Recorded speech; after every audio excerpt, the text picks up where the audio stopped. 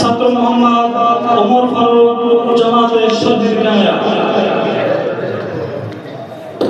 السلام عليكم ورحمة الله وبركاته.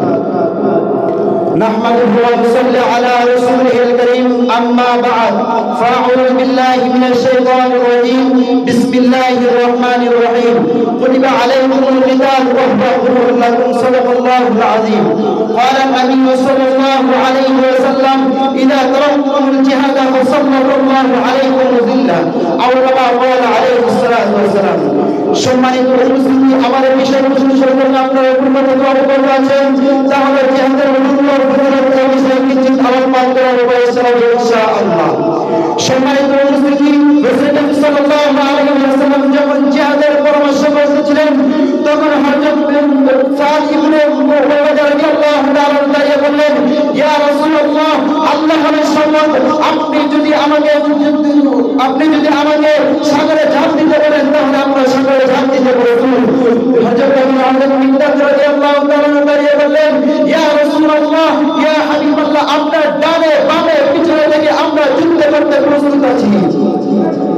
রাসূল সাল্লাল্লাহু আলাইহি ওয়াসাল্লাম হাদিসের মধ্যে ইরশাদ করেন, ইদা তারাকতুমুল জিহাদ ফাসাল্লাল্লাহু আলাইকুম যুল্লা, তোমরা জিহাদ ছেড়ে দিবে, কিতাল ছেড়ে দিবে, জিল্লাতের শেষ সীমানায় পৌঁছে যাবে। আল্লাহ তাআলা যাদেরকে ইলম দিয়েছেন, ইলমের দ্বারা জিহাদ করবে, সম্পদ দিয়েছেন, সম্পদের দ্বারা জিহাদ করবে, জ্ঞান দিয়েছেন, জ্ঞানের দ্বারা জিহাদ করবে।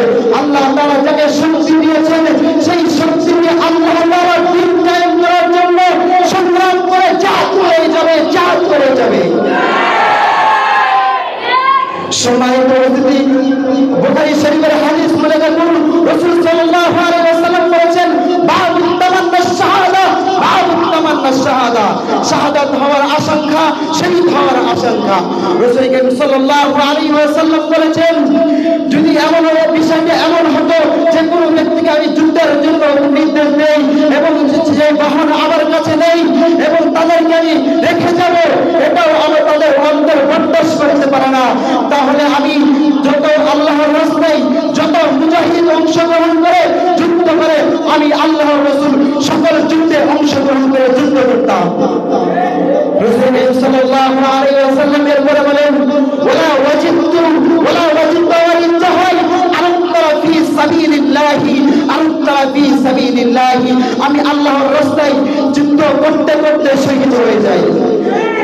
আল্লাহ রাসূল সাল্লাল্লাহু আলাইহি ওয়াসাল্লাম বলেন, সুম্মা উহইয়া সুম্মা উকতাল, সুম্মা উহইয়া সুম্মা উকতাল, সুম্মা উহইয়া সুম্মা উকতাল, সুম্মা উহইয়া সুম্মা উকতাল। রাসূল সাল্লাল্লাহু আলাইহি ওয়াসাল্লাম বলেন, আমি আল্লাহর রাস্তায় একবার শহীদ হই, আবার জীবিত হই, আবার শহীদ হই, আবার জীবিত হই, আবার শহীদ হই, আবার জীবিত হই, আবার শহীদ হই। রাসূল সাল্লাল্লাহু আলাইহি ওয়াসাল্লাম বললেন, রাসূল সাল্লাল্লাহু আলাইহি ওয়াসাল্লামের মনের ভিতরে জিহাদের তামান্না ছিল, শহীদ হওয়ার তামান্না ছিল। আল্লাহ তাআলা জান্নাতীদের শহীদদেরকে বলবেন, হে শহীদরা, তোমরা কি চাও? শহীদরা বলবে, আমরা আর কিছু চাই না। তখন আল্লাহ তাআলা বলবে, তোমরা কি চাও বলো? তখন শহীদরা বলবে, হে আল্লাহ, আমাদেরকে দুনিয়াতে আবার পাঠান, আমরা দুনিয়াতে গিয়ে আপনার দ্বীনের জন্য, আপনার জন্য আবার জিহাদ করব, আবার সংগ্রাম করব, আবার শহীদ হয়ে জান্নাতে আসব।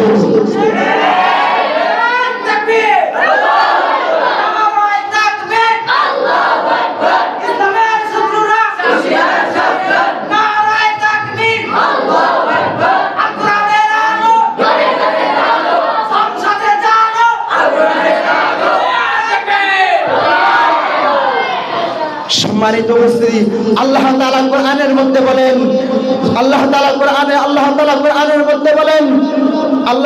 কোরআনের মধ্যে বলেন, ইন্নাল্লাহা আশতারা মিনাল মুমিনিনা আনফুসাহুম ওয়া আমওয়ালাহুম বিআন্না লাহুমুল জান্নাহ ইউকাতিলুনা ফি সাবিলিল্লাহি ওয়া লা ইউকতালুনা ওয়া ইউকতালুন। তোমরা নিশ্চয় মুমিনদেরকে জানমাল ক্রয় করা হয়েছে জান্নাতের বিনিময়ে, তারা যুদ্ধ করবে, জিহাদ করবে, লড়াই করবে, আল্লাহর রাস্তায় মারবে এবং মরবে। রাসূল সাল্লাল্লাহু আলাইহি ওয়াসাল্লাম আল্লাহ তাআলা কোরআনের মধ্যে বলেন, কুতিবা আলাইকুমুল কিতাল ওয়া হুয়া কুরহুল লাকুম। আল্লাহ তাআলা বলেন যে তোমাদের উপর জিহাদকে ফরজ করা হয়েছে, কিতালকে ফরজ করা হয়েছে। এর দ্বারা বোঝা যায় আমাকে বলতে হবে, যেমনি ভাবে নামাজের কথা বলতে হবে, হাদিসের কথা বলতে হবে, রোজার কথা বলতে হবে, যাকাতের কথা বলতে হবে, তেমনি ভাবে জিহাদ এবং কিতালের কথা বলতে হবে। আল্লাহর রাসূল জিহাদের কথা বলতে হবে, যেমনি ভাবে কাফের মুশরিকদের বিরুদ্ধে কথা বলে আমার জানে খতরা আসতে পারে, তেমনি ভাবে জিহাদ এবং কিতালের কথা বললেও জানের খতরা আসতে পারে, জানের খতরা আসতে পারে। ভয় করলে আমাদের চলবে না। আল্লাহ তো যদি প্রয়োজন হয় তাহলে আমরা যদি প্রয়োজন হয় ঘর ছাড়বো, স্ত্রীকে বিধবা করবো, সন্তানকে এতিম করবো। আল্লাহ তাআলা তারপরে আল্লাহ তাআলার দ্বীন কায়েম করে, আল্লাহ তাআলার জমিনে আল্লাহ তাআলার দ্বীন কায়েম করে সংগ্রাম করে জিহাদ করেই যাবো, জিহাদ করেই যাবো, জিহাদ করেই যাবো। সম্মানিত উপস্থিতি, আল্লাহ তাআলা সম্মানিত উপস্থিতি, যদি কোনো ছাত্র কোন ইমাম তার মুসল্লিকে, কোন ওস্তাদ তার ছাত্রকে, কোন মুরিদ তার কোন শাগিরকে আল্লাহর হুকুম, আল্লাহর আইন, জিহাদ ফি সাবিলিল্লাহ থেকে বিরত থাকতে পারে, আমি তাদের সেই কথাকে বঙ্গোপসাগরে ভাসিয়ে দেই, বঙ্গোপসাগরে ভাসিয়ে দেই, বঙ্গোপসাগরে ভাসিয়ে দেই। সম্মানিত উপস্থিতি, যদি আমার আবারও ডাক আসে, আখির দাওয়া আলহামদুলিল্লাহি রাব্বিল আলামিন, আসসালামু আলাইকুম ওয়া রাহমাতুল্লাহ।